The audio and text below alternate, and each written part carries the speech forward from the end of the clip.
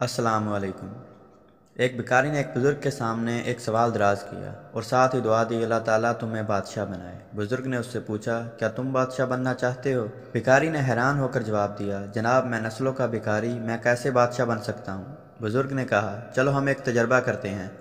मैं तुम्हें बादशाह बनाने में कामयाब हो गया तो तुम मुझे हज करवाओगे, और मैं अगर नाकाम हो गया तो मैं पूरी ज़िंदगी तुम्हारी कफ़ालत करूँगा। भिखारी मान गया। बुज़ुर्ग ने उससे कहा, तुम्हारी जेब में कितने पैसे हैं? भिखारी ने पैसे गिने, वो 30 रुपये थे।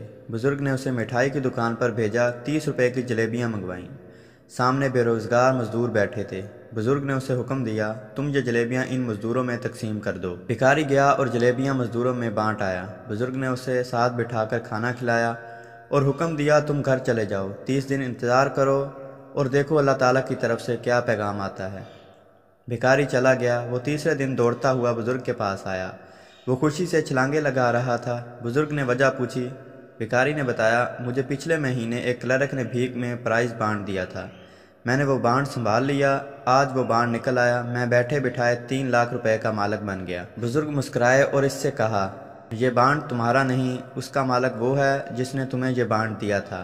तुम बांट के मालिक को तलाश करो, ये रकम उसे वापस कर दो और इंतज़ार करो अल्लाह ताला की तरफ से क्या पैगाम आता है। भिखारी को यह आइडिया बहुत बुरा लगा, लेकिन उसके बावजूद उसने क्लर्क को तलाश किया और बांट लेकर उसके पास पहुंच गया। क्लर्क भिखारी की ईमानदारी पर हैरान रह गया। वो भिखारी के साथ दफ्तर से निकला, डीसी ऑफिस गया, वहाँ कंस्ट्रक्शन कंपनी रजिस्टर कराई। भिखारी को 50% का हिस्सादार बनाया और सरकारी ठेके लेने शुरू कर दिए। वो दोनों मिलकर काम करते थे। क्लर्क ठेका लेता था और भिखारी काम करवाता था। ये कंपनी मजदूरों को 3 वक्त का खाना देती थी।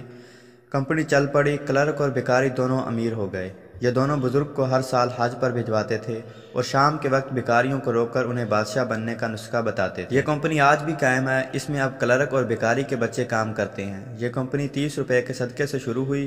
ये अब तक दर्जनों लोगों को बादशाहों जैसी ज़िंदगी दे चुकी है। मैं ज़ाती तौर पर ऐसे 20 लोगों से वाकफ़ हूँ जो जाहल भी हैं, नालायक भी और गैर मुहतात भी, लेकिन इन पर अल्लाह ताला का करम बरसता रहता है। मैंने जब भी तहकीक की, मुझे इस करम के पीछे हमेशा सदका और खैरात मिली। यह दिल के सखी और हाथ के खुले हैं। मैंने एक और चीज़ भी मुशाहदा की, इंसान अगर सदका करे और साथ ही आजिज़ी इख्तियार कर ले तो दौलत भी मिलती है और इज़्ज़त भी, क्योंकि जिस तरह खुशहाली का तलक सदक़े से है, बिल्कुल उस तरह इज़्ज़त आजिज़ी से वाबस्ता है। आप जितना झुकते जाते हैं, आपकी इज़्ज़त में उतना ही इजाफा होता जाता है। आप इस मामले में औलिया कराम की मिसाल ले लीजिए। औलिया कराम में आजिज़ी होती है, चुनाचा उनके मज़ारात हज़ार हज़ार साल तक आबाद रहते हैं। ये खुले दिल और फराख हाथ भी होते हैं। चुनाचा इनके दरबारों पर उनके इंतकाल के बाद भी लंगर चलते हैं और बादशाह मालूमता लेकर इनके दरगाह पर हाज़िर होते रहते हैं। तो दोस्तों, ये थी हमारी आज की वीडियो। उम्मीद करता हूँ आपको हमारी वीडियो पसंद आई होगी। जाने से पहले इस वीडियो को लाइक कीजिए और शेयर करना मत भूलिए और कमेंट कर बताइए आपको हमारी वीडियो कैसी लगी। और अभी तक आपने इस चैनल को सब्सक्राइब नहीं किया तो इसे सब्सक्राइब कर लीजिए और बेल आइकन दबाकर ऑल नोटिफिकेशन ऑन कर लीजिए। तब तक आपका और मेरा अल्लाह निगहबान।